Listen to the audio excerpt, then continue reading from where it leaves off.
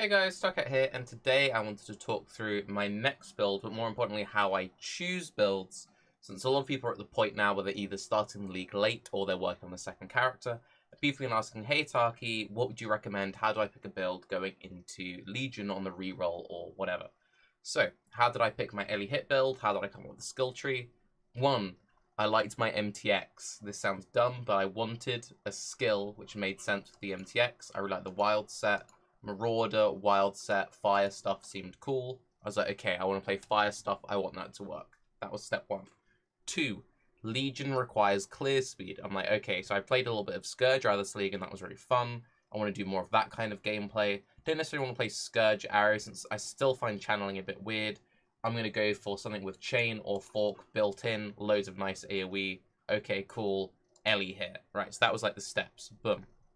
So, now, how do I pick the Ascendancy? How do I do the skill tree? How do I make it all work in a budget? This and the other. I'm in a private league, so I'm a step between like SSF and Trade League. So I feel like the kind of items I have access to should be similar to what most people have access to going into the league. So I planned everything around having my 2 combat-focused jewels, which is what I need to make the build work. A Frost Furno, because I had one. And that was it. I didn't plan it around anything else. I'm like, I need it to like do enough damage that I can run the content I want to run with just that. So, how did I do everything else? I just put in a whole bunch of rares.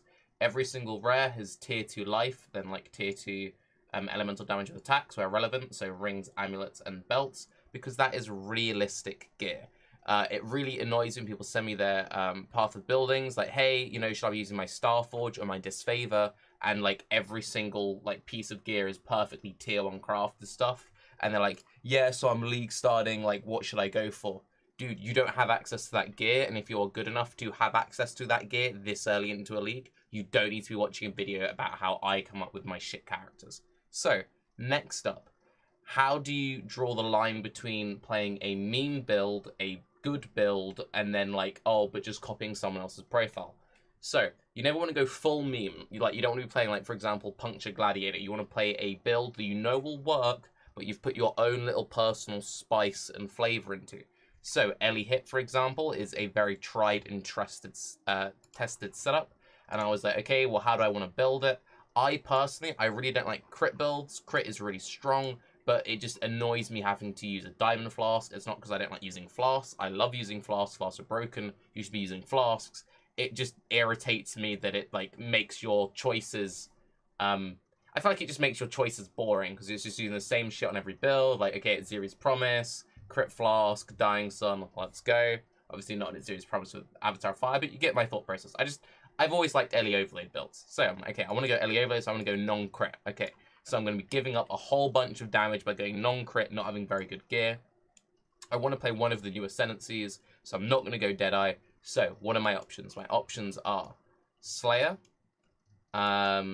Champion, Zerker, Chieftain. Those are my options. I'm like, okay, cool. Well, I want to go for the most exciting one. I want to go for the one which will have the most damage to make up for the fact I have bad gear. What will do the most damage out of all of these? It's either going to be like a fully juiced up crit Slayer, but I don't want to go crit, so I don't want to play that. It's easy to get evade, so not Champion. Alright, I guess it's going to be the Zerky boy. Right, am I realistically going to have Blitz stuff? I don't know. I'm going to have to test how good Blitz feels on an Ellie Overload setup. This is what I'm going to try for, but I'm like, just to be realistic, let's pretend that I don't have Blitz. Let's just go for Rite of Rune, Aspect of Carnage, and Pain Reaver. Now, I got to play something new with a skill that I know works, and if I decide that, you know what, I don't need all this damage, I can roleplay Dan and go Jug, be thick, be tanky. So, that's how I picked the Ascendancy options. Now, I know that I want to get Ellie Overload, but how else do I route the build? What do I do? Well, you can go on PoE Ninja, and you can just go onto PoE Ninja builds, and then you can get some inspiration. So you're like, okay, so I've kind of got my skill, I've kind of got my Ascendancies. Let's see how people are building Elemental Hit. Now, I know that I want to be going non-crit, so I want to be looking for people who have Elemental Overload in here. This isn't the fastest way of doing it. I can just search here. Elemental Overload. Boom. Right, so now I have a whole bunch of options to choose from. Let's see if the people have the most deeps, since they probably have the best setups. And then we can look at these guys' gears and how they route their trees. And if you follow these kind of steps and these kind of processes, you can kind of go for, okay, so this guy goes for Ellie Overload, Avatar of Fire, since he's not using the amulet. Okay, most of you are traveling around the outside of the tree. He takes Acro Phase Acro. What about this guy? Same setup, kind of goes for this, outside of tree, doesn't take Acro Phase Acro. What about this guy? Okay, so this guy, he's going along the top because he's a ranger. Right, so I kind of roughly know the nodes I want to be hitting from looking at this. Next, you decide up, do you want to play Acro, do you want to play Phase Acro? Now, my first character of the league, Lightning Trapper, really good build. I felt really squishy, even though I had a whole bunch of dodge and a whole bunch of evasion, and that's because a big part of Legion is fighting the actual Legion enemies. The Vol guy with the red cloud, that is mostly physical damage. It is being nerfed. I'm like, you know what? I don't want to be playing an evasion dodge character. I want to be playing something with a bit of armor, a bit of thickness in it. Okay, so I'm going to play without Acro Phase Acro. I kind of want to use the new guard skills. I'm going to go armor base. I'm going to use Molten Shell. So, okay, so I want to be going for roughly this kind of a skill tree without this bit on the end here. So it's probably going to look slightly more like this. Right, okay, cool. So you can see I didn't take Acro Phase Acro.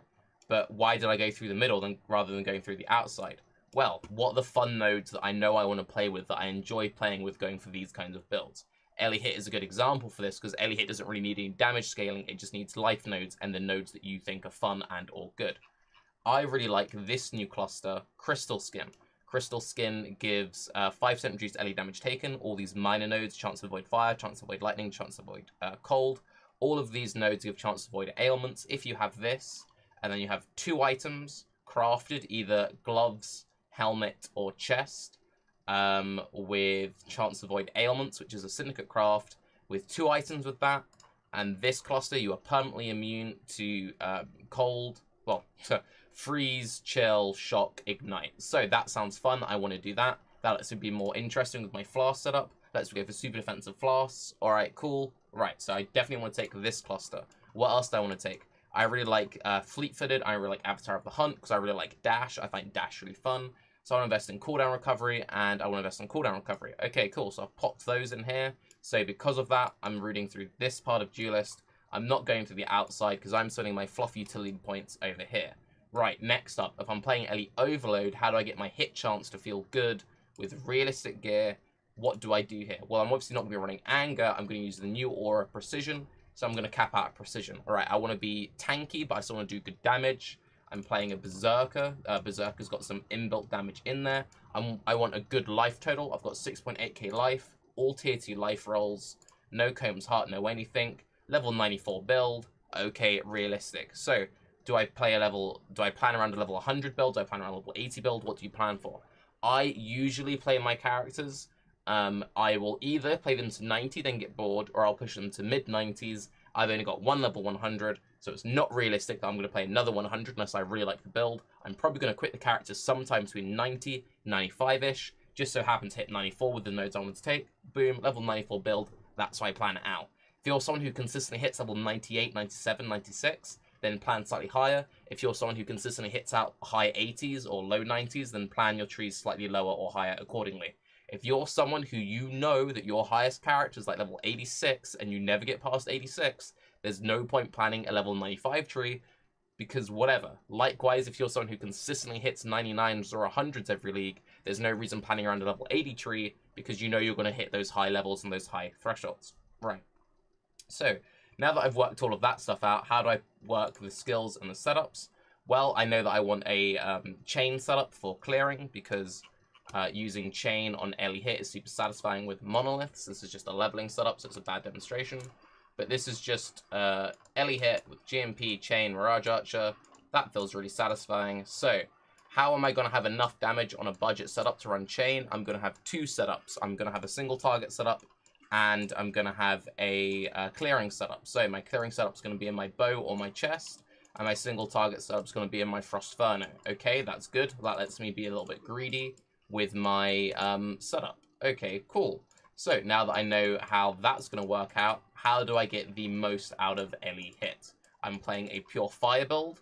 I want to be running stuff like Combustion. I'm going to be running stuff like Mirage Archer. Well, I can run all of that like utility stuff on my clearing setup, and then my single target setup can be pure boom boom single target. So you can see that my single target setup is a level 21 Ellie hit, because Ellie hit scales hardest with levels, so I just want to get that level 21 corruption as soon as possible. Elemental damage with attacks, fire pen, Ellie focus. That's it. There's no point blank shenanigans going on. There's no chin soul shenanigans going on. With that gear, we have 650k damage versus the boss. Have I got frenzy charges on? No. Do I have onslaught on? No, because you're not always going to have onslaught. You're not always going to have frenzy charges. Is the enemy covered in ash? No, because I haven't got a way to cover the enemy in ash. Is the enemy intimidated? No, because I haven't got a way to intimidate the enemy. It really annoys me when people send me paste spins and every single thing is fucking ticked. Unless this stuff is definitely going to be up, don't tick it up. What can I guarantee I'll have? I can guarantee I'll have raid bosses, because you get rage just from attacking. My whole ascendancy is around rage. That is the one thing that I can guarantee I will have that on a boss. If I've cleared the whole map and I just attack the boss a little bit, I'm going to have my rage. Is it realistic that I've been hit recently? Yeah, it's pretty realistic that I've been hit since I'm playing an armor build, or not playing an acro build or an invasion build. Well, I've taken a savage hit, that's 15% of my maximum life. If I've been hit, I've probably taken 15%. Yep, that's realistic. That's kind of how you set this up. Skew it a little bit in your favor, because